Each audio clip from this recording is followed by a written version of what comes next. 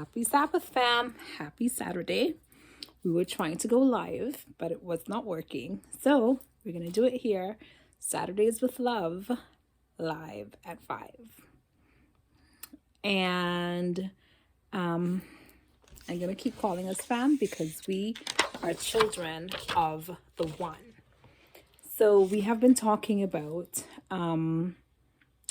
spring cleaning, letting things go for the last month or so, just about a month, with the Moms Collective crew. And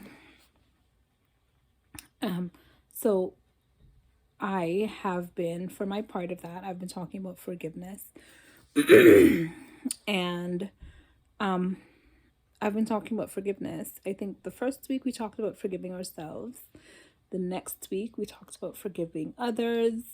And last week we talked about getting curious, like asking why instead of jumping to conclusions that often end up in big ruptures and some kind of really,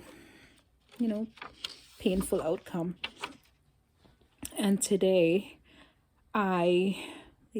since then, really, for a while now, I have been thinking about grieving and how grief is such a gift to us and how it helps us to be free and to rebuild and build new things, form, adjust environments, to do whatever we need to do to make things work the way we really would like them to. And so I started writing a letter to my love, God, today. And so I think I'm just going to read some of it and I don't know, maybe add a little bit. And happy Earth Day, by the way. Today's Earth Day. This is where we live. And may we treat our earth kindly. This whole place holds our communities. It holds our lives. It provides a place for us to be. It keeps us alive in balance with the elements balanced to provide what we need. And it would be wonderful if we let it thrive. Let land and sea thrive as they were meant to, so that we can enjoy each other. Hopefully, we'll make a shift. And so, I said, my dear love, I haven't spent much time directly with you recently. No, I haven't. I think about you. Sometimes I think about you a lot and what you really want for our world. I think about also the lack of hope and the pain because we won't connect with you deeply. We're so defensive and right that we are missing the beautiful, enriching treasure of connection in love with each other and with you. Maybe if we weren't so right and defensive, we could truly receive our daily bread. We would really receive the hope and a trust that would nourish our souls as we heal from our environmental and relational ruptures with the gift, the tool of grief. We would be more compassionate. We would know how to be for ourselves and not against other, as we loved as wisely as we love ourselves. If we really, really embraced Jesus's advice to love the Lord our God with all our heart, mind, and strength, and our neighbor as ourselves. You're looking for Harmy? She's with Josiah. No, and her neighbor. He said that she's here.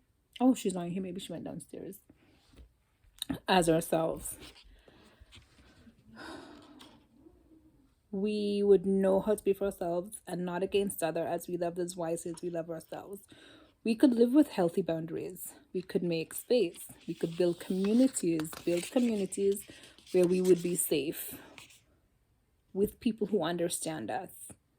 We would acknowledge our hesitation. We would acknowledge our pain, and we could heal and create communities of people who understand us instead of creating battle zones where we try to use force to gain ground. Because force uses things like gossip, envy, resentment, and bitterness as weapons. I keep hoping that we will embrace the healing power of grief so that we can begin to use the tools of love, faith, and hope to experience the kingdom of love's will here on earth as it is in heaven. And what is grief? I asked myself that question, and as I looked for a definition, I found this quote from a movie which I have never watched, or a series or something. I think the name of it is WandaVision. But I like this line that said, "What is grief if not love persevering?" And it made so much sense to me that grief was love feeling loss and finding a way to get through loss, to heal and rebuild. And that brought me to Elizabeth Kubler-Ross, who is one of the pioneers in the study of grief. And when she moved to the US, I took a little bit of this from a BBC article, bbc.com, seeing the depersonalizing way with which trauma, especially death, was handled in US hospitals.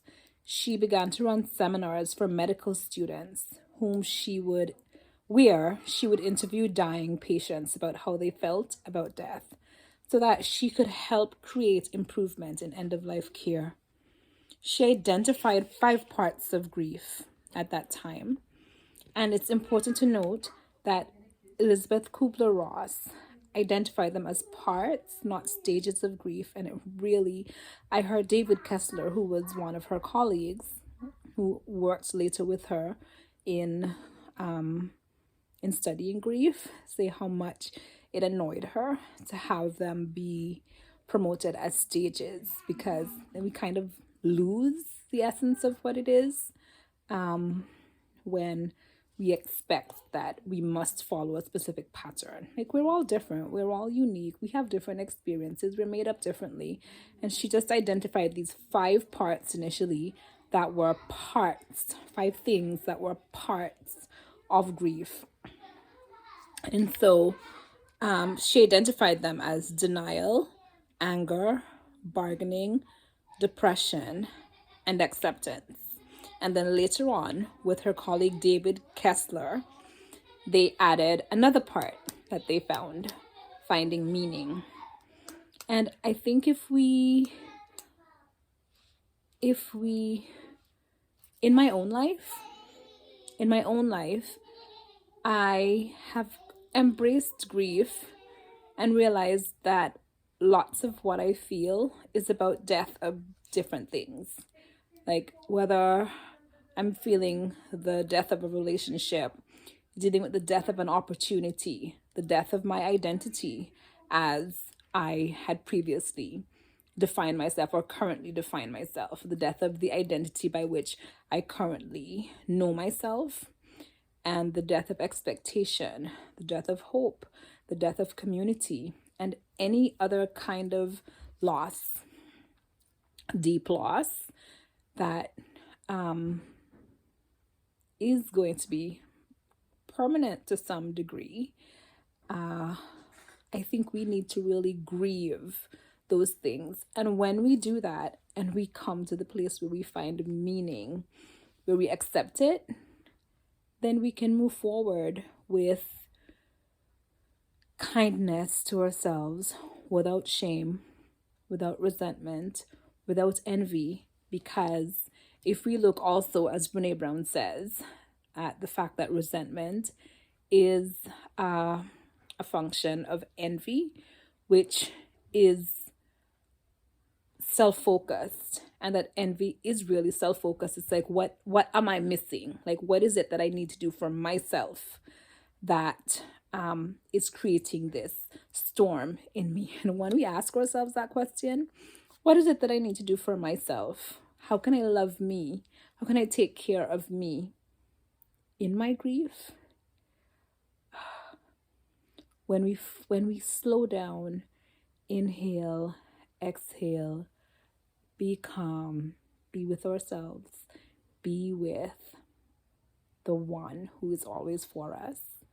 When we do these things through Christ who strengthens us, like our friend Paul says in Philippians chapter 4 and verse 13, we can do all things through Christ who strengthens us. And if we keep trying to do these things by ourselves, we are going to find that it's so hard, and we may always end up in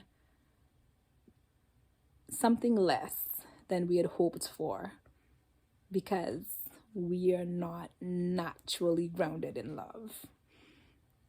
But Christ is naturally grounded in love.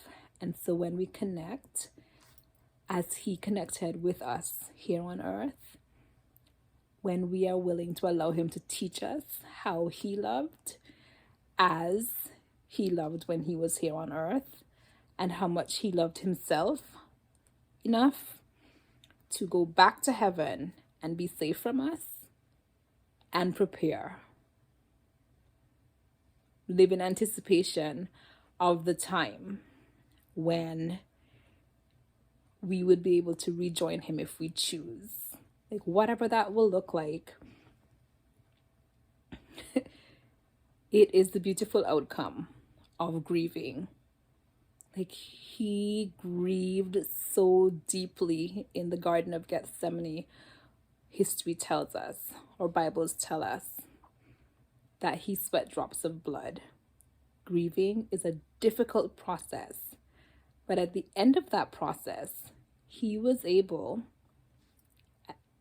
to go through the horrific experience of betrayal and persecution and crucifixion to resurrection, because he stayed in that hope, the absolute certain hope that our loving Creator is for us, and that this mess that we're a part of right now will not always be. And so we would learn to build new communities. We would learn how to be for ourselves. And that's a big deal, because that means that we would learn to love ourselves as God loves us. And then we would be able to separate, not against other, but for self, and therefore also for other, even though others may not realize how much we are separating for all of us. Separation is not always a bad thing. Separation with love is one of the greatest gifts that we can give ourselves when it is needed. Anything that we do with the wisdom of love is an incredibly wonderful gift. So let's learn how to grieve. I am going to post an interview with Brene Brown and David Kessler. That interview on grieving. It was beautiful. I listened to it like several months ago, and it had such a profound impact on my life that I'd like to share it with you, because you are enough. I am enough. We are enough. And there is so much that is here for us when we learn how to make the adjustments that we need to make in life with the process of grieving. Whatever that process looks like, whatever and whenever you experience whatever part of grief, once we find meaning and we accept our situations, then we see possibility. And that's where faith, hope, and love live. I love you so much. I love me so much.